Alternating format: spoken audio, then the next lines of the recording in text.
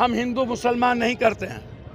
चुनावी माहौल है, इसीलिए बीजेपी के पास कोई मुद्दा नहीं है। नीतीश को गाली देना है और विपक्ष जो है चुनावी माहौल में मेढक की तरह निकलते हैं और जाके होली उन्हें याद नहीं आता, रामनवमी याद नहीं आता।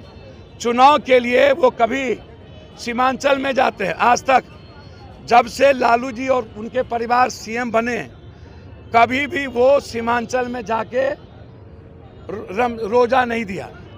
आज उन्हें याद आया जब कांग्रेस आज अकेला चलने का निर्णय संघर्ष में ले रही है। आज हमारे लीडर छात्र के अध्यक्ष कन्हैया जी और हमारे प्रभारी वेलारू जी, कन्हैया जी ने हमें कहा कि बेगूसराय में आप लड़िए, उस लड़ाई को इधर मैं लड़ रहा हूं।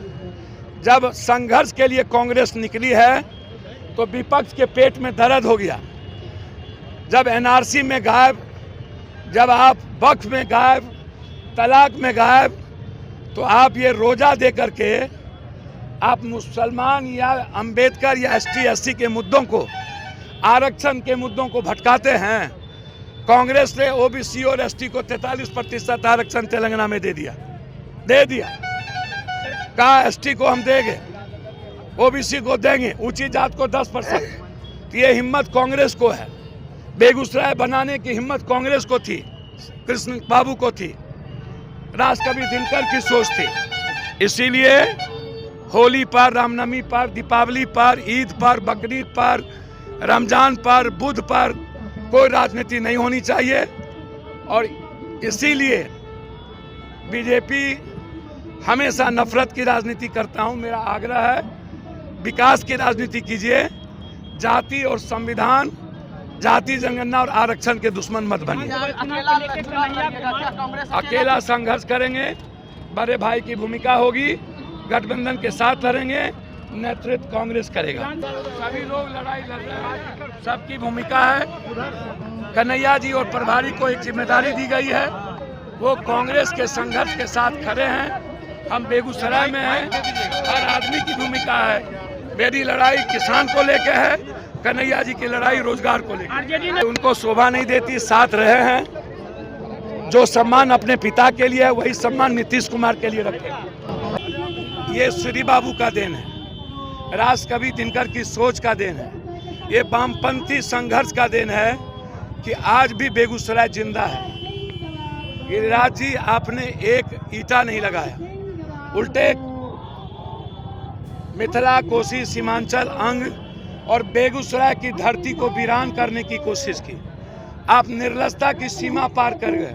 आप ठहाका लगाते हैं। सदन में पप्पू यादव हंगामा नहीं किया होता और कृषि मंत्री को चिट्ठी देकर के घेरा नहीं होता, सदन के बाहर हम ना लड़े होते, तो आज तो ये कह रहे हैं कि दिग्भ्रमित करते हैं, ये लड़ाई नहीं होती।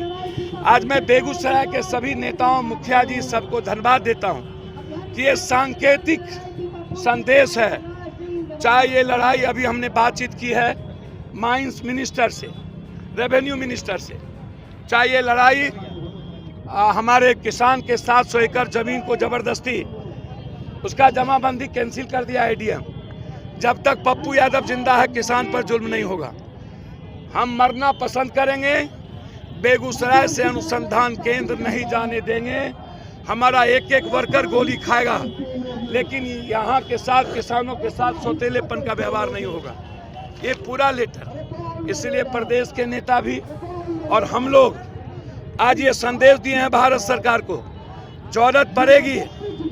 आज डेनमार्क के बाद सबसे क्वालिटी वाला मक्का और सबसे अधिक मक्का हम सीमांचल, कोसी, बेगूसराय, खगड़िया, भागलपुर, मिथिलांचल में पैदा करते हैं। हम दुनिया को मक्का देते हैं और हमारे अनुसंधान केंद्र जो 94 में आया, जिसके बाद दुनिया ने मेरे मक्का को जाना।